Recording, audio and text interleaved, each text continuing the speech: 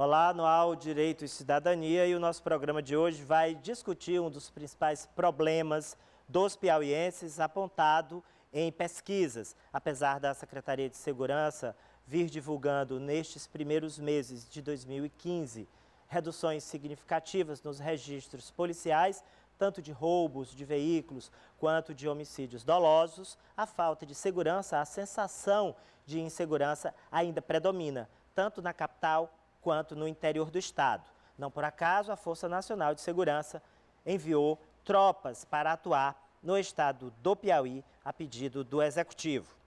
Nós temos o Dr. Jurandir Porto, como sempre, jurista, que conduz esse programa junto comigo. Temos a delegada Daniela Barros, que atualmente é delegada do idoso, mas já comandou a repressão contra o tráfico, contra a venda de entorpecentes. Muito obrigado pela presença, doutora. Obrigada a você. E temos o comandante-geral da Polícia Militar do Estado do Piauí, Coronel Carlos Augusto. A participação dos universitários, que é sempre importante, conta com alunos de Direito e 2 advogados já formados, já passaram no exame da ordem da FATEP, do SESVALE e da Nova Unesc também, a quem eu agradeço já. É isso, Direito e Cidadania discute a segurança pública ou, melhor dizendo, a falta dela.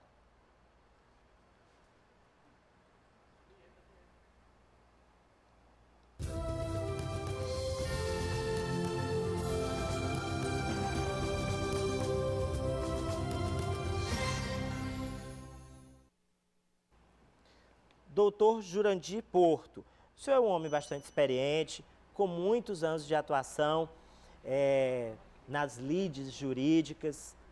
Esse fenômeno, essa falta de segurança, essa sensação de que nós estamos à mercê da bandidagem, o senhor julga que ela ficou mais aguda na última década? Ela piorou? Ou é apenas a visibilidade que a mídia dá que tornou o problema aparentemente maior? Bom, boa noite.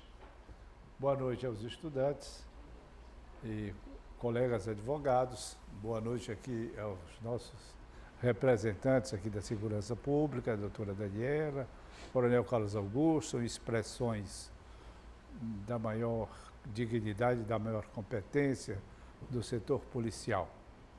E aos nossos telespectadores também uma boa noite. Bem, a questão segurança pública não é um tema que se esgote ou que se delineie em mecanismos tradicionais.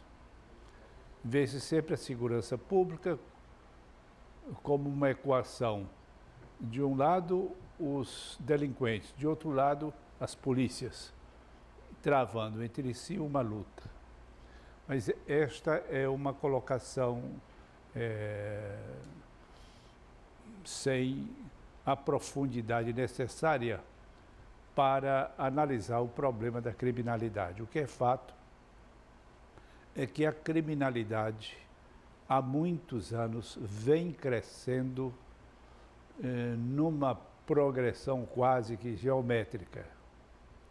Os mecanismos tradicionais para deter o avanço da criminalidade, ou seja, para punir e encarcerar os delinquentes, esses mecanismos são mecanismos tradicionais. De um lado, a polícia militar, que tem a vanguarda, é uma polícia que age na hora, é uma polícia preventiva.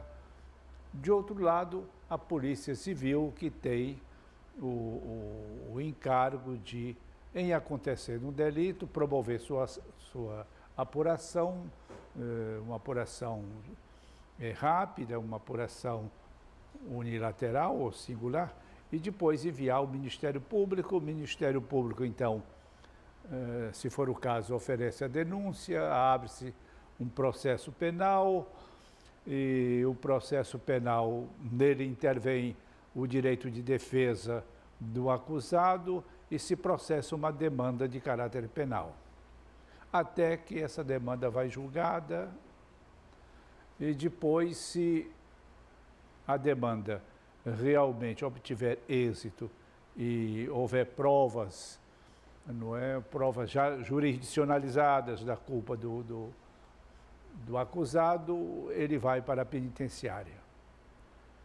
E chega na penitenciária, depois de todo esse percurso, se a penitenciária for, depois de toda essa sequência de atos do Estado, se a penitenciária for um esbarro lamentável, se ela não cumprir o seu papel, de um lado, traduzindo uma punição realmente, e de outro lado, ensejando a oportunidade para a recuperação do réu. Olha, então, de um ponto, a partir do momento em que o delito acontece, até o outro, penitenciária, é um tempo muito longo, muito longo. Se a penitenciária realmente for a que existe deste país, ela não cumpre o seu papel e faz desmoronar todo o esforço da polícia, do Ministério Público e da Justiça Penal ao longo de muitos anos para levar a cabo um processo. Esse é um mecanismo tradicional, na ideia de que só a pena pode resolver a questão da criminalidade, através de uma prevenção no seguinte sentido: se não houver impunidade, ou seja, se a criminalidade, os autores de delitos forem efetivamente punidos, desestimula novas legiões de pretendentes ao ingresso no crime. Isso não está funcionando. É aquela velha história, né, doutor Jurandir? A impunidade faz com que mais jovens e pessoas que ainda não cometeram delitos se sintam estimuladas a praticá-los, já que ele não vê o exemplo. A doutora Daniela Barros comanda uma especializada, que é a Delegacia do Idoso, e ela tem dados que vão na contramão desses dados positivos divulgados recentemente pela Secretaria de Segurança. Pois não, antes de os nossos colegas de debate terem a palavra, é que esses mecanismos tradicionais, por melhor excelência que apresentem, e apresentam muitos bons profissionais, a polícia vem melhorando a cada dia, mas mesmo assim não está produzindo os resultados, inclusive a justiça. E o último elo penitenciário, isso tudo, esse sistema, vamos chamar de um sistema, não produz os efeitos de reduzir a criminalidade, de dar mais segurança ao cidadão. Então, o que é isso? O que fazer? Completando aqui o pensamento do doutor Jurandir, de fato, o fenômeno da criminalidade, do avanço dela é tão complexo. Por exemplo, quando o doutor Jurandir mencionou de que os modelos tradicionais não estão surtindo efeito, quer dizer, só o efeito da pena, por exemplo, vamos comparar um país onde as penas são rígidas, não mais rígidas do que os países muçulmanos, mas bastante rígida para os padrões ocidentais, digamos, os Estados Unidos da América. Tem um índice de pena, eles são elevados, né? Eles têm penas assim... mais severas, né? Severas, e o que acontece? Você não conseguiu reduzir a criminalidade. Quer dizer, dentro dos Estados Unidos, que tem um sistema penitenciário, né, muito superior ao nosso, que propõe realmente uma penalidade severa, isso demonstrou que não reduziu a criminalidade nos Estados Unidos. Hoje, a maior população carcerária do planeta é a população de presos americanos. Eles têm 2.200.000 detentos no sistema prisional.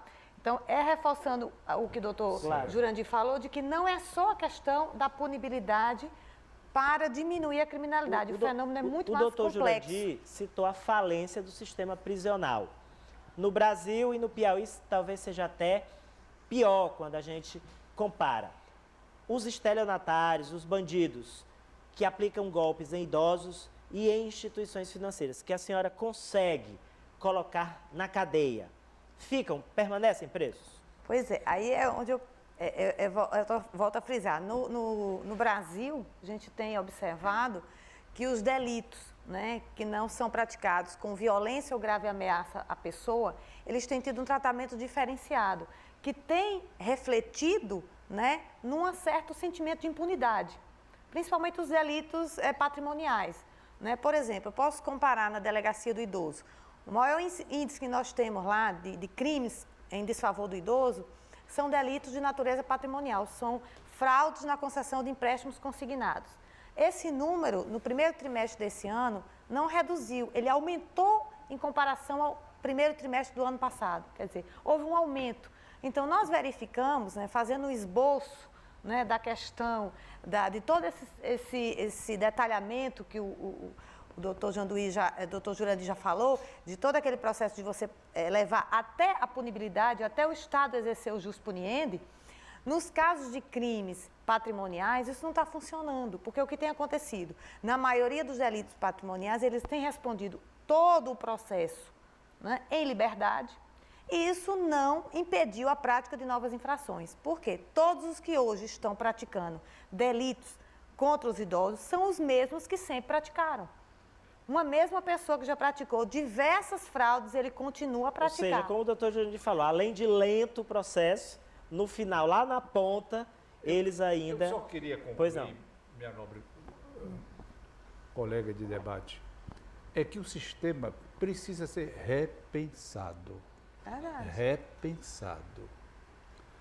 Não há neste país quem, na área do direito, de estudiosos do direito, de estudiosos da filosofia, de estudiosos da sociologia, etc., não há quem se dedique a repensar este sistema.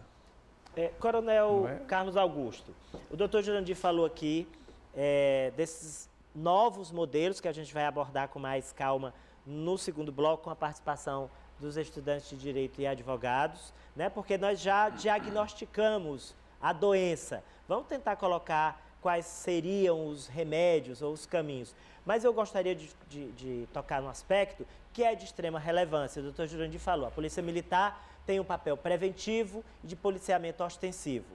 Mas aí nós terminamos em um outro gargalo, que é a falta de recursos para estruturar essa polícia. Há déficit de homens, apesar de novas viaturas, inclusive, terem sido entregues recentemente, a Polícia Militar ainda precisa de mais homens e equipamentos? Matéia, boa noite. Cumprimentar o doutor Jurandir, a doutora Daniele, aos universitários, aos advogados. Dizer assim, eu comando uma instituição presente nos 224 municípios do estado do Piauí. E posso garantir aqui que um problema em todos os 224, nós temos uma questão estrutural, como o doutor Jurandir Porto muito bem salientou aqui, e certamente nós não temos os meios adequados. Ao longo do tempo, principalmente na última década, que piorou muito a situação da segurança pública no país e no nosso estado também, o Estado ele deixou de investir na segurança. Isso é uma realidade, certo?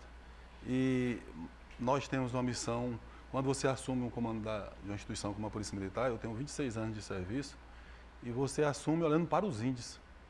Não que a gente esteja satisfeito, nós temos conseguido diminuir os índices, os indicadores de violência, homicídio, assalto, certo? Esse dano ao patrimônio. Estamos no embate, no dia a dia nas ruas, como todos vocês podem assistir, mas temos certamente um grande desafio, é retornar a Polícia Militar para a convivência das pessoas nos bairros. Muito se fez propaganda de polícia comunitária. Cadê o Ronda Cidadão a propósito, né? Mas o Ronda Cidadão continua trabalhando muito, certo? Eu tive uma concepção de não colocar as viaturas, mas vocês podem perceber isso, em pontos estratégicos para a população ver. Nós temos que agir, porque a gente coloca em alguns pontos da cidade, mas a periferia ela estava abandonada. Eu dou um exemplo aqui, estava conversando aqui com a doutora Daniele antes de iniciar o programa, E a cidade cresceu, uma cidade como Teresina cresceu e cresceu muito. Mas você vê que nos últimos 5 anos fecharam a Companhia do Satélite, a Companhia do Mucambinho, a Vila Irmanduça ainda é atendida pelo Promorá. Então, é disso que a gente está falando, é de falta mesmo de estrutura e temos aqui a necessidade de implementar essas políticas públicas. Acho que podemos contar aqui com o apoio do governador Wellington Dias. Nós estamos renovando agora toda a nossa frota e eu estou à frente do comando, mas com esse objetivo não só de estruturar a Polícia Militar na capital, mas também no interior. Tenho visitado aos batalhões, tenho conversado com os meus policiais e tenho dito para ele que a minha maior responsabilidade, a minha maior missão na Polícia Militar é dotar a Polícia Militar de uma estrutura necessária. Corporação? Hoje nós temos aproximadamente 5.700 homens. E vou dar um dado para vocês entenderem por que se agravou a questão da segurança pública. 26 anos atrás, eu, incluindo na Polícia Militar, ela tinha 8.200 homens.